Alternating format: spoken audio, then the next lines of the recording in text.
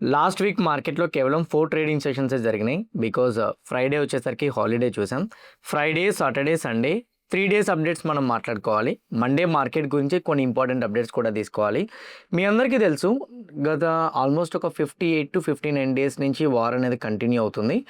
ఈ ఆల్మోస్ట్ 60 అనుకోండి. 60 డేస్ నుంచి వార్ కంటిన్యూ అవుతునేటప్పుడు ఒకరోజు సీజ్ ఫైర్ గురించి టాక్స్ వచ్చినాయి, ఒకరోజు అటాక్స్ వచ్చినాయి, ఒకరోజు వచ్చేసరికి పీస్ డీల్ ప్రపోజల్స్ వచ్చినాయి అండ్ ఇంకో రోజు వచ్చేసరికి మళ్ళీ అవన్నీ కూడా మేము ఉల్లంఘిస్తున్నామని చెప్పేసి అండ్ సీజ్ ఫైర్ని ఉల్లంఘించారని చెప్పి మళ్ళీ అటాక్స్ జరిగినాయి. మార్కెట్ ఒకరోజు గ్యాప్ డౌన్ చూపించి మరుసటి రోజు గ్యాప్ అప్ చూపించే డేస్ కూడా మనం చూసాం.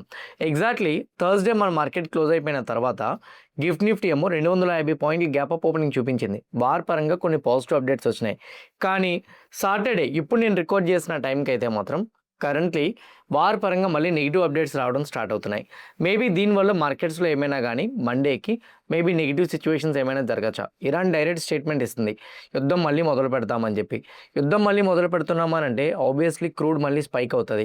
ఈ టెన్షన్స్ వల్ల maybe market Monday negative side open అవ్వచ్చేమో అన్న డౌట్ డెఫినెట్గా మీకు ఉండే ఉంటుంది. అండ్ ఇంకోటి ఏంటంటే కోటక్ బ్యాంక్ రిజల్ట్స్ వచ్చినాయి అండ్ సేమ్ టైం వచ్చేసరికి ఎగ్జిట్ పోల్స్ యొక్క ఇంపాక్ట్ కూడా మండే మార్నింగ్ ఎలా ఉంటుంది అన్న దాని గురించి కూడా మనం డిస్కస్ చేసుకోవాలి. చాలా న్యూస్ అప్డేట్స్ అన్ని మిక్స్డ్లో ఉన్నాయి. వాటన్నిటిని కనెక్ట్ చేసి ఈ వీక్లీ అనాలిసిస్ కోసం మనం మాట్లాడదాం. And more over last week analysis గురించి కూడా మనం డిస్కస్ చేద్దాం. వాటితో పాటు gold and silver bit coin updates గురించి కూడా డిస్కస్ చేద్దాం. వీడియో మీరు ఫస్ట్ నుంచి ఎండింగ్ వరకు చూడగలిగితే మొత్తం అన్నీ మీకు కనెక్ట్ అవుతాయి.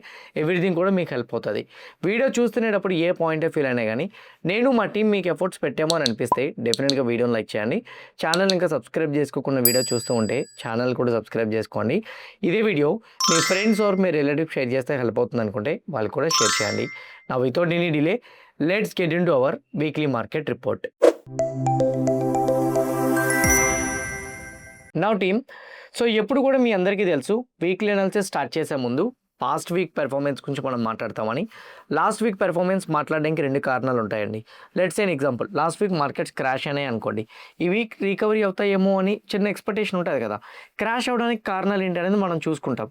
అదే రీజన్స్ అనేది కొంచెమైనా సార్ట్ అవుట్ అయితేనే రికవరీ వస్తుంది, లేకపోతే రికవరీ రాదు.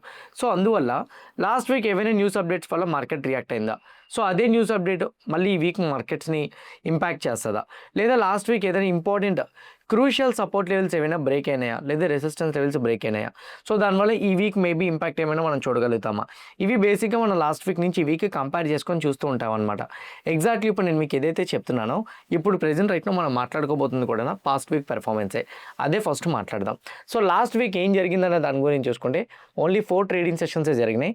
కంప్లీట్గా వాల్టైల్గా అయితే మాత్రం ట్రేడ్ అయింది. సింపుల్గా మీరు చూసుకుంటే ఇక్కడ మీరు చార్ట్ మీద మీరు చూస్తున్నారు కదా. సో ఆల్మోస్ట్ ఫ్లాట్లో ఓపెన్ అయింది. సో అంటే మండే కొంచెం గ్యాప్ అప్తో ఓపెన్ అయింది. లిటిల్ బిట్ పైకి వెళ్ళడానికి ట్రై చేసింది. థర్స్డే వచ్చేసరికి మార్కెట్ ఫాలో అయింది. ఈ వాల్టాలిటీ కనిపించడానికి ఉన్న కారణాలు ఏంటంటే మార్కెట్స్లోని లాస్ట్ వీక్ అంతా కూడా వార్ సిచ్యువేషన్స్ పరంగా అయితే మాత్రం కంప్లీట్గా అంటే కొన్ని పాజిటివ్స్ కొన్ని నెగిటివ్ అప్డేట్స్ వచ్చినాయి. ఒక పక్క ట్రంప్ ఏమో యుద్ధాన్ని కంటిన్యూ చేయడానికి మాకు ఇష్టం లేదు, సీజ్ ఫైర్ గురించి మేము ఎదురు చూస్తున్నామని అన్నారు. ఇంకో పక్క ఇరాన్ వాళ్ళు ఏమో ఓకే సీజ్ ఫైర్ గురించి మేము అంగీకరిస్తాము, బట్ కాకపోతే యూఎస్ పెట్టిన కండిషన్స్ కాకుండా మేము 3 స్టేజ్ ఆఫ్ ప్రపోజల్ పెట్టాము, దాన్ని యాక్సెప్ట్ చేయమని చెప్పండి అని చెప్పారు. అండ్ ట్రంప్ ఏమో ఒక 2 డేస్ ఆలోచించి చెప్తాము, నేషనల్ సెక్యూరిటీ వాళ్ళతో మాట్లాడుకుంటామన్నారు.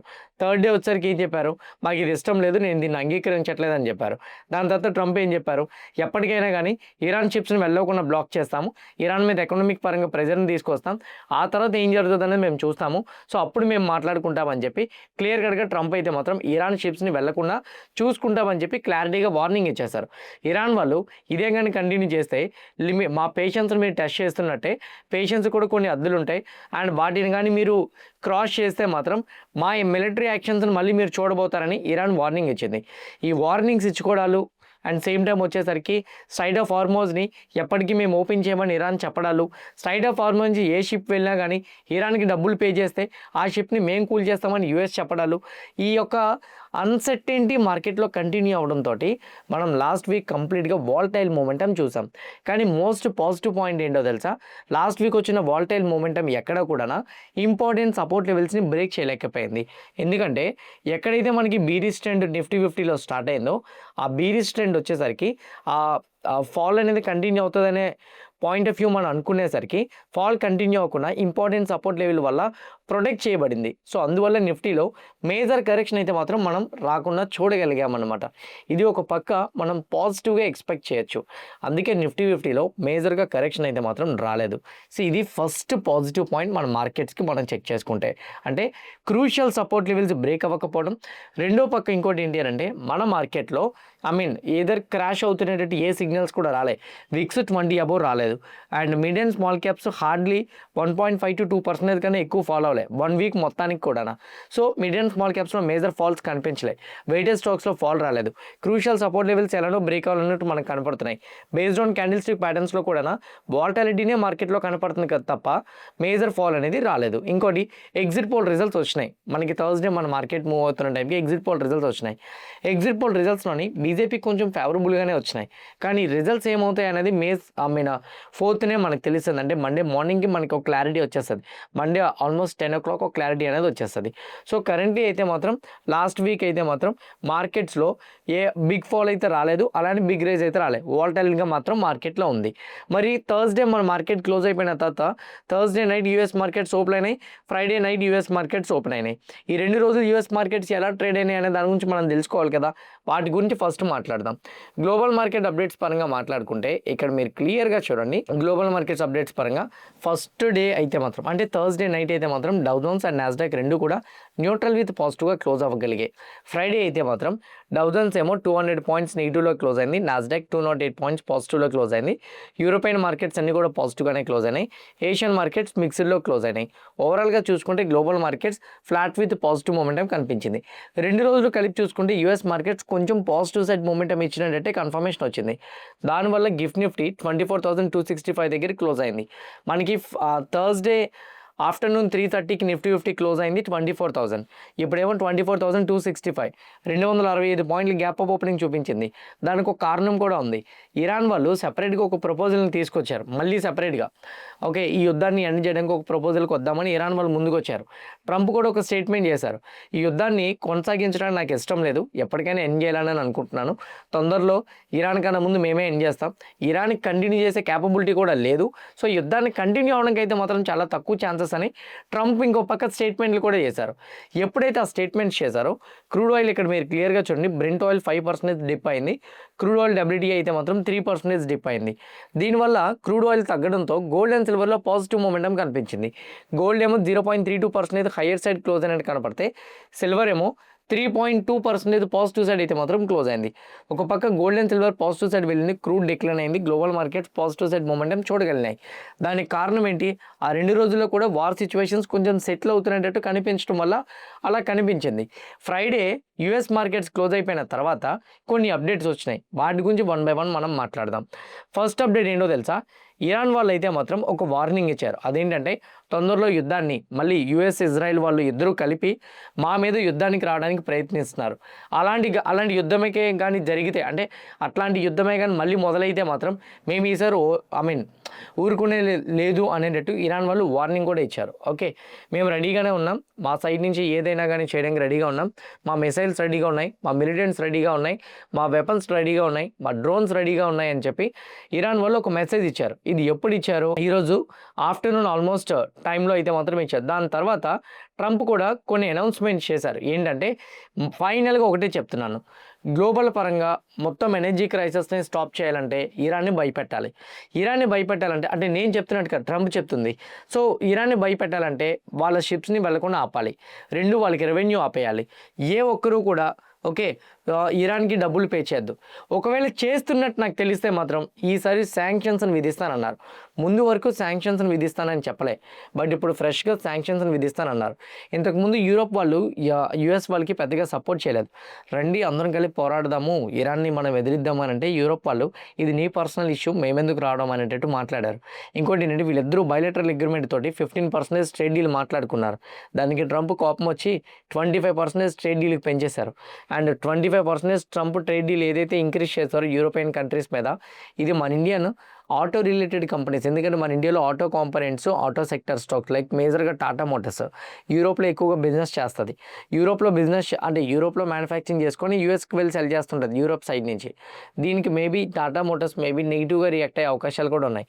ఇంకో పక్క యూరోపియన్ కంట్రీస్ మీద రెవెన్యూ తీసుకొని ఏదో విధంగా కంట్రీ ఎకానమీ కొంచెం బూస్ట్ చేసుకోవాలని తను అనుకుంటున్నాడు. అండ్ మోర్ ఓవర్ సో ఎప్పటికీ కూడా ఇరాన్ చిప్స్ని వదిలేదే లేదు, ఇరాన్కి ఎవరు కూడా డబ్బులు కట్టద్దు అని చెప్పేసి ట్రంప్ క్లారిటీగా స్టేట్మెంట్స్ కూడా చేస్తున్నారు. దీనికి ఇరాన్ వాళ్ళు ఏం చెప్తున్నారంటే పాత విషయాలు మీరు మర్చిపోయారేమో, మేము మీ మీద వేసిన మిసైల్స్ని మర్చిపోయారేమో, గల్ఫ్ కంట్రీస్లో మీ వార్ బేసెస్ని మేము డిస్ట్రాయ్ చేసిన మీరు మర్చిపోయారేమో, సిద్ధంగా ఉండండి, ఏదైనా జరిగితే మళ్ళీ యుద్ధాన్ని మొదలు పెట్టడానికి మేము ఆగబోము. ఈసారి అయితే మాత్రం పరిణామాలు చాలా క్రూషియల్గా ఉంటాయి, చాలా సీరియస్గా ఉంటాయని చెప్పి ఇరాన్ కూడా వార్నింగ్ ఇచ్చింది. ఆన్ ద అదర్ సైడ్ నేను లైవ్ అప్డేట్స్ పరంగా చూసుకున్నా కానీ ఇరాన్ వాళ్ళు అయితే మాత్రం ఈ యుద్ధాన్ని కంటిన్యూ చేయడానికి సిద్ధంగా ఉండేటట్టే చెప్తున్నారు. కానీ ట్రంప్ వచ్చేసరికి 3 స్టేజెస్ మీరు ప్రపోజ్ చేశారు, అవన్నీ నాకు బాగానే ఉన్నాయి. కానీ ఫస్ట్ 3rd స్టేజ్లో మీరు న్యూక్లియర్ పవర్ గురించి డిస్కషన్ అన్నారు కదా, దాన్ని మొదలు పెట్టేయండి. ముందు న్యూక్లియర్ పవర్ గురించి డిస్కషన్ చేసి ఆ తర్వాత మనం మొదలు పెడదాము అని చెప్పేసి అన్నారు. సో ఇప్పుడు ప్రెజెంట్ రైట్ నా ట్రంప్ చెప్పిన ప్రపోజల్కి ఇరాన్ వాళ్ళు ఇంకా ఏం రిప్లై ఇచ్చారనేది యాజ్ ఆఫ్ నౌ తెలియదు. ఓకే, మేబీ ఒకవేళ కానీ న్యూక్లియర్ టాక్స్ కోసం ఇరాన్ వాళ్ళు అంగీకరిస్తే మాత్రం మార్కెట్స్ ఇప్పుడు 250 పాయింట్ల గ్యాప్ అప్ ఏదైతే చూపెడుతుందో అది 400 పాయింట్ల గ్యాప్ అప్ ఓపెన్ అయ్యేలా చేస్తుంది. లేదనుకోండి మార్కెట్స్లో మేబీ 250 పాయింట్ల గ్యాప్ అప్ కాస్త 100 పాయింట్లకో లేదా న్యూట్రల్కో పడిపోయే అవకాశాలు కూడా ఉన్నాయి. This is another update. ఇంకో అప్డేట్ కూడా నేను చూశాను. ట్రంప్ చెప్తున్న దాని ప్రకారంగా అయితే మాత్రం ట్రూప్స్ని చాలా ఎక్కువగానే పంపిస్తున్నారని చెప్తున్నారు. ఇంకోటి ఏంటంటే ట్రంప్ ఇంకో మాట కూడా చెప్పారు, 60 రోజులకు మించి ఒక ప్రెసిడెంట్ యుద్ధాన్ని కొనసాగించడానికి అవకాశాలు లేవు. 1973లో ఈ యాక్ట్ని తీసుకొచ్చారు. నేను ఇప్పుడు ఆల్రెడీ యుద్ధాన్ని మొదలుపెట్టి 60 రోజులు అవుతుంది. దీన్ని ఫర్దర్గా కంటిన్యూ చేయాలంటే కాంగ్రెస్లో పర్మిషన్ తీసుకోవాలి. కాంగ్రెస్ అంటే ఏంటి, ఇప్పుడు మనకి లోక్సభ రాజ్యసభలో బిల్లు ఆమోదించాలంటే అందరూ ఎంపీ టికెట్ ఉన్న వాళ్ళందరూ కూడా రిప్రజెంటేటివ్స్ ఎవరైతే ఉన్నారో వాళ్ళందరూ యాక్సెప్ట్ చేయాలి. ఎగ్జాక్ట్లీ యూఎస్ కూడా హౌస్ సెనెట్ ఉంటుంది. ఆ రెండిట్లో కూడా ట్రంప్ 61వ రోజు నుంచి కూడా వార్ కంటిన్యూ చేయాలంటే అది యాక్సెప్ట్ చేయాలి. ట్రంప్ ఏం చెప్తున్నారంటే నేను ఎవరిని బ్రతిమాలాల్సిన అవసరం లేదు, 60 రోజులు దాటిపోయింది, నేను యుద్ధాన్ని కొనసాగించాలని అనుకోవట్లేదు కూడా. మోస్ట్లీ యుద్ధం ఎవరైనా చేస్తే మాత్రం దీన్ని ఆపడానికి ప్రయత్నిస్తాను తప్ప నేను యుద్ధాన్ని కొనసాగించను. సో నా పరంగా అయితే మాత్రం నేనేమో కాంగ్రెస్లో బిల్ పాస్ చేయాలని నేను అనుకోవట్లేదు. ఈ యుద్ధాన్ని 60 రోజులు అయిపోయాయి కాబట్టి ముగించేస్తాను. సో మేబీ ఇరాన్కి కొన్ని అవకాశాలు ఇస్తాను, దాన్ని పాటిస్తే ఓకే, లేదనుకుంటే మాత్రం నేను ఏం చేయాలో అలాంటివి చేసుకుంటానని చెప్పి ట్రంప్ స్టేట్మెంట్స్ ఇచ్చారు. సో ట్రంప్ చెప్పిన స్టేట్మెంట్స్ పరంగా అయితే మాత్రం సో తన దగ్గర ఉన్న పవర్స్ బట్టి 60 రోజులే తను అటాక్స్ చేయించుకోగలడు. అది ఆల్రెడీ May 1st అయిపోయింది, ఈరోజుతో అటాక్ చేయలేడు. కానీ ఇరాన్ వాళ్ళు మాత్రం యుద్ధం మొదలు పెడతానంటున్నారు. ఎందుకు, యూఎస్ అదే బ్లాకేడ్ కంటిన్యూ చేస్తే మా దగ్గర నుంచి షిప్స్ వెళ్తున్న వాళ్ళు టోల్ ఫీ పే చేస్తున్న వాళ్ళు మీరు బెదిరిస్తే మాత్రం మేము డెఫినెట్గా మొదలు పెడతామని ట్రంప్ చెప్తున్నారు. ట్రంప్ ఇంకొక స్క్రెచ్ కూడా వేశారు, అదేంటో తెలుసా, అది సైలెంట్ ప్లాన్. అది యూఎస్ అటాక్ చేయలేదు, కానీ యూఎస్ దగ్గర ఉన్న వెపన్స్ని ఇంకెవరికైనా అమ్మేస్తే వాళ్ళతో అటాక్ చేయించవచ్చు కదా.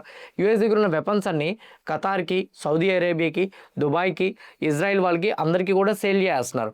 ఈ సేల్ చేయడం వల్ల వీళ్ళు ఈ వెపన్స్ తోటి మోస్ట్లీ ఇరాన్ మీద అటాక్స్ చేసినా మనం ఆశ్చర్యపోవాల్సిన అవసరం లేదు. లేకపోతే సడన్గా ఎందుకు 85,000 కోట్లు వర్తున్న ట్రేడ్ డీల్ అనేది వాళ్ళతో కుదుర్చుకుంటారు, వాళ్ళందరికీ మిలిటరీ వెపన్స్ని ఎందుకు సెండ్ చేయాలని అనుకుంటారు. సో ఈ చిన్న చిన్న టెన్షన్స్ అయితే మాత్రం ఉన్నాయి. అటాక్స్ ఇంకా మొదలు పెట్టుకోలేదు కాబట్టి మార్కెట్స్ అయితే క్రాష్ అవ్వవు. మేబీ నెగిటివ్ బయస్లో ఓపెన్ అవ్వచ్చు, క్రూడ్ ఆయిల్ మళ్ళీ పెరగచ్చు, కానీ మార్కెట్స్ క్రాష్ అవ్వాలంటే మాత్రం మళ్ళీ అటాక్స్ మొదలు పెట్టుకోవాలి. అట్లాంటి సినారియోస్ జరిగినప్పుడే మార్కెట్స్ క్రాష్ అవుతాయి. లేదంటే మాత్రం మార్కెట్స్ వచ్చేసరికి కొంతవరకు పాజిటివ్ సైడ్ మూమెంటం ఇవ్వడానికి ప్రయత్నిస్తాయేమో అనేది నా పర్సనల్ ఒపీనియన్. ఇది వార్ పరంగా అప్డేట్ అయితే. ఇంకో అప్డేట్ కూడా ఉంది, అదేంటి అని అంటే ఇక్కడ మీరు క్లియర్గా చూడండి, మండే మార్నింగ్ ఈ వార్ ఇలా ఉంటే మండే మార్నింగ్ అయితే మాత్రం ఎలక్షన్స్ రిజల్ట్స్ స్టార్ట్ అవబోతున్నాయి. కౌంటింగ్లో మోస్ట్లీ 7 గంటల నుంచే కౌంటింగ్ స్టార్ట్ అయిపోతుంది, 6-6:30 నుంచే స్టార్ట్ అయిపోతుంది. మనకి 9:15కి మార్కెట్ ఓపెన్ అవుతుంది. ఈ 9:15 లోపు ఎక్కడైనా కానీ బీజేపీకి మెజారిటీ కనిపిస్తే, మేజర్గా వెస్ట్ బెంగాల్, కేరళ అండ్ తమిళనాడులో మెజారిటీ కానీ బీజేపీకి కనపడితే మాత్రం సౌత్లో ఇప్పటికే వాళ్ళకి అంతగా ఓట్ బ్యాంక్ లేదని చెప్తున్నారు. తమిళనాడు, కేరళలో అస్సలు లేదని చెప్తున్నారు. ఈ టైంలో తమిళనాడులో కానీ బీజేపీకి, కేరళలో బీజేపీకి అండ్ సేమ్ టైం వచ్చరికి వెస్ట్ బెంగాల్లో బీజేపీకి ఓట్ బ్యాంక్ పెరిగి సీట్స్ కానీ పెరగగలిగితే అది మార్కెట్ని బూస్టప్ చేయొచ్చు. రీసెంట్గా మహిళా రిజర్వేషన్ బిల్లు కంప్లీట్గా రిజెక్ట్ అయ్యింది. అండ్ దాని తర్వాత వీళ్ళు సో డీమెరిటేషన్ చేస్తూ అంటే సింపుల్ చెప్పాలంటే సో ఎంపీ సీట్స్ని పెంచుతానని చెప్పారు కదా లోక్సభలోని. సో దాన్ని కూడా బిల్ పాస్ చేయడానికి అవకాశం లేకుండా పోయింది. ఇప్పుడు బీజేపీకి ఫేవరబుల్గా ఏమైనా వచ్చినాయనుకోండి బిల్ పాస్ అవ్వడానికి అవకాశాలు ఎక్కువగా ఉంటాయి. సో దానివల్ల నా పాయింట్ ఆఫ్ వ్యూ అయితే మాత్రం మండే ఎలక్షన్స్ రిజల్ట్స్ అన్ని ఎగ్జిట్ పోల్స్ కూడా బీజేపీకి ఫేవర్గానే చూపించినాయి. ఇలాగానే ఉంటే మండే మార్కెట్ గ్యాప్ అప్తో ఓపెన్ అయ్యి పాజిటివ్ సైడ్ మూమెంటం ఇస్తుంది. ఒకవేళ కానీ 9:15 అయ్యేలోపు బీజేపీకి మెజారిటీ తగ్గిందని తెలిస్తే లాస్ట్ టైం 2024లో మార్కెట్స్ ఎలా అయితే ఫాలో అయినాయో అంతలా ఫాలో అవ్వదు, కానీ కొంత డిప్ అయితే మాత్రం కనపడుతుంది. ఈ వార్ పరంగా ఉన్న అప్డేట్స్ ఇది మనకి చాలా చాలా ఇంపార్టెంట్. నా ఫ్రైడే మన మార్కెట్స్ క్లోజ్ అయిన తర్వాత నేను జస్ట్ నో రికార్డ్ చేసే ముందు కోటక్ బ్యాంక్ ఎర్నింగ్స్ వచ్చినాయి. కోటక్ బ్యాంక్లో నెట్ ప్రాఫిట్ 13.36% పెరిగితే నెట్ ఇంట్రెస్ట్ ఇన్కమ్ 8.1% పెరిగింది. గ్రాస్ ఎన్పిఏ 1.2% డిక్లైన్ అయితే నెట్ ఎన్పిఏ 0.25% డిక్లైన్ అయింది. ప్రొవిజన్స్ 516.4 క్రోర్స్కి అయితే మాత్రం ప్రొవిజన్స్ కూడా డిక్లైన్ అవడం కనిపించింది. లాస్ట్ టైంతో కంపేర్ చేసుకుంటే ఈసారి ప్రొవిజన్స్ కూడా లిటిల్ బిట్ డ్రాప్ అయితే మాత్రం వచ్చింది. బట్ ఎసెట్ క్వాలిటీ అయితే మాత్రం ఇంప్రూవ్ అయినట్టు నాకు కనపడుతుంది. డివిడెండ్ కూడా అనౌన్స్ చేశారు, నెట్ ప్రాఫిట్ కూడా పెరిగింది. కానీ కొంచెం కిందకి వస్తే మాత్రం ఇక్కడ మీరు క్లియర్గా చూస్తే నెట్ ఇంట్రెస్ట్ మార్జిన్ అయితే మాత్రం లాస్ట్ టైంతో కంపేర్ చేసుకుంటే కొంచెం డిక్లైన్ అయింది. సో మేబీ ఇది ఒకటి నెగిటివ్గా కనపడుతుంది. ఓవరాల్గా చూసుకుంటే కోటక్ బ్యాంక్ యొక్క ఎర్నింగ్స్ న్యూట్రల్గా ఉండేటట్టు అయితే కనపడుతున్నాయి. నా ఈ వీక్ మార్కెట్స్లో ఇంపార్టెంట్ ఈవెంట్స్ ఏమైనా ఉన్నాయనంటే ఫస్ట్ వన్ మండేకి మనం చూడాల్సిన elections results.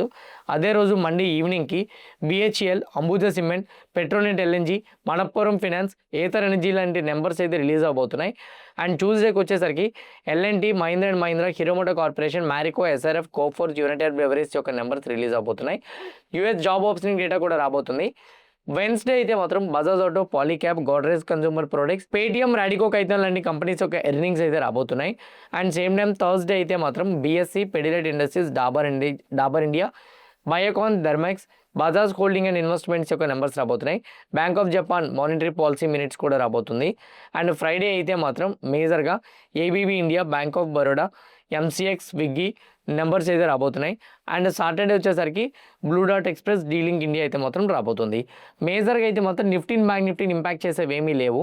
So L&T Tuesday వచ్చేసరికి L&T, M&M, hero motor corporation ఉంది కాబట్టి వెన్స్డేకి ఓవర్నైట్ పొజిషన్స్ని అయితే క్యారీ ఫార్వర్డ్ చేయొద్దు. నా ఎక్కడి వరకు చెప్పిన న్యూస్ అప్డేట్స్తో నాకు సంబంధం లేదు.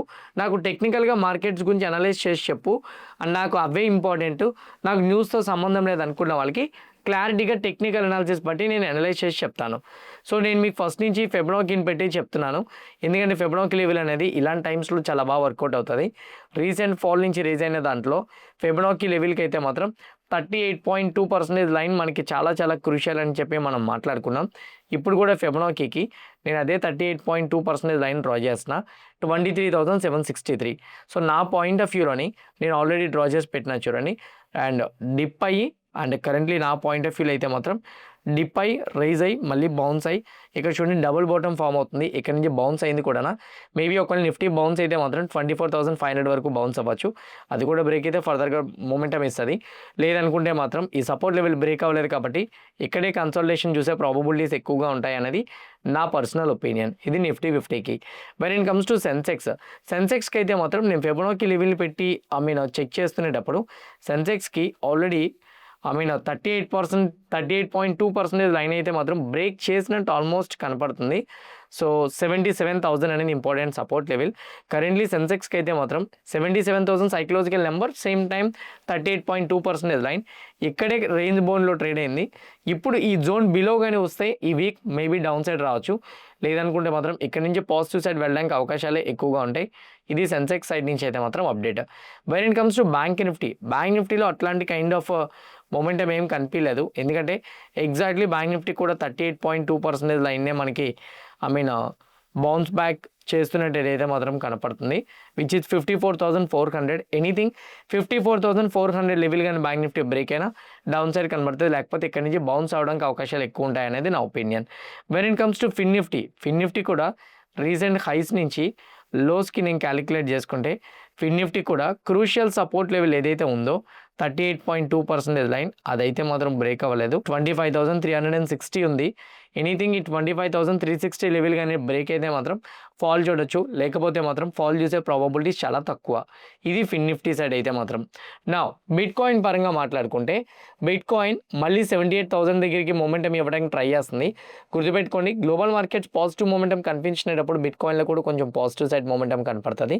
కానీ నాకు ఎందుకో bit coin resistance level break అవుతుంది అనుకుంటున్నా, ఎందుకంటే హయ్యర్ లోస్ ఫామ్ చేస్తుంది. ఇక్కడ క్లియర్గా చూస్తే ఇది అసెండింగ్ ట్రయాంగిల్ ప్యాటర్న్ కూడా మనకు కనిపిస్తుంది. ఎనీథింగ్ బిట్ కాయిన్ కానీ ఈ అసెండింగ్ ట్రయాంగిల్ ప్యాటర్న్ కానీ బ్రేక్ చేయగలిగితే స్లోగా 84,440 వరకు మనం మొమెంటం చూస్తాం. ఇది కూడా బ్రేక్ అయితే ఫర్దర్గా మొమెంటం చూడడానికి ఛాన్సెస్ అయితే మాత్రం ఉంటాయి. 78,000 ఈరోజు ఒక 1 అవర్ క్యాండిల్తో బ్రేక్ అయినా కానీ స్ట్రాంగ్ మొమెంటం 84,400 వరకు మనం చూడడానికి ఛాన్సెస్ ఉంటాయి.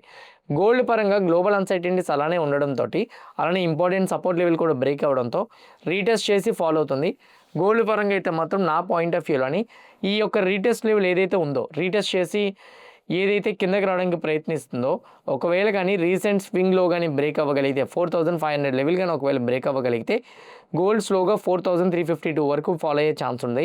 లేదనుకోండి గోల్డ్ ఇక్కడ టచ్ అయ్యి బౌన్స్ బ్యాక్ అవ్వడానికి ప్రాబబిలిటీస్ అయితే మాత్రం ఎక్కువగా ఉన్నాయి. ఇది గోల్డ్ పరంగా.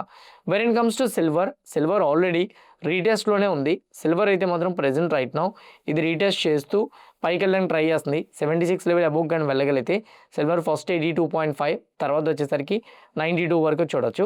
బట్ ఇప్పుడు ప్రెజెంట్ రైట్ నో ఇది రీటెస్ట్ చేసి కొంచెం కిందకు వస్తుంది. సో వస్తుంటే మాత్రం మేబీ మనం ఫాల్ 66.2 వరకు మనం చూసే ప్రాబబిలిటీస్ ఉంటాయి. ఇది సిల్వర్ పరంగా అయితే. గోల్డ్, సిల్వర్ అండ్ బిట్ కాయిన్లో మీరు యాక్టివ్గా ట్రేడ్ చేద్దాం అనుకుంటే కింద కామెంట్ బాక్స్లో నేను డెల్టా యాక్షన్స్ రిఫరల్ లింక్ ఇస్తున్నా. ఆ లింక్ క్లిక్ చేసి అకౌంట్ ఓపెన్ చేసుకున్న వాళ్ళకి విత్ లెవరేజ్, అంటే బేసిక్గా మీరు గోల్డ్ అండ్ సిల్వర్లో ట్రేడ్ చేయాలనుకుంటే మీకు లెవరేజ్ MCXలో 5 టైమ్స్ ఇస్తుంది. బట్ ఇక్కడ present right now 50 times leverage వస్తుంది. అందులో మీకు ఎక్స్పైరీ ఉంటుంది, ఇందులో ఎక్స్పైరీ ఉండదు. సో వితౌట్ ఎక్స్పైరీ మీరు విత్ లెవరేజ్తో మీరు ఒక పొజిషన్ని ఎక్కువ టైం హోల్డ్ చేసుకోవచ్చు. సో గోల్డ్, సిల్వర్, బిట్ కాయిన్లో ఎవరైనా యాక్టివ్గా ట్రేడ్ చేయాలనుకుంటే మాత్రం కింద నేను కామెంట్ బాక్స్లో ఇస్తున్న delta actions referral link click చేసి అకౌంట్ ఓపెన్ చేసుకోండి. డెఫినెట్గా మీకైతే మాత్రం యాక్టివ్గా ట్రేడ్ చేసుకోవడానికి హెల్ప్ అవుతుంది అనేది నా ఒపీనియన్. ఎవరైనా అకౌంట్ ఓపెన్ చేయలేకపోతే మాత్రం లింక్ క్లిక్ చేసి అకౌంట్ ఓపెన్ చేసుకోండి. ఇక్కడి వరకు చెప్పింది అర్థమైంది అనుకుంటున్నా. మండే మార్నింగ్ ఎలక్షన్స్ రిజల్ట్స్తో పాటు వార్ అప్డేట్స్ గురించి కూడా క్లియర్ కట్గా నేను మీకు అనలైజ్ చేసి చెప్తాను. అండ్ ఎవ్రీథింగ్ నేను మీకు చెప్పింది అర్థమైంది అనుకుంటే మాత్రం వీడియో లైక్ చేయండి. ఛానల్ ఇంకా సబ్స్క్రైబ్ చేసుకోకుండా వీడియో చూస్తూ ఉంటే ఛానల్ కూడా సబ్స్క్రైబ్ చేసుకోండి. ఇదే వీడియో మీ ఫ్రెండ్స్ ఆర్ మీ రిలేటివ్ షేర్ చేస్తే హెల్ప్ అవుతుంది అనుకుంటే వాళ్ళు కూడా షేర్ చేయండి. See all Monday morning at 8 AM in pre-market analysis. Happy weekend everyone. Bye bye.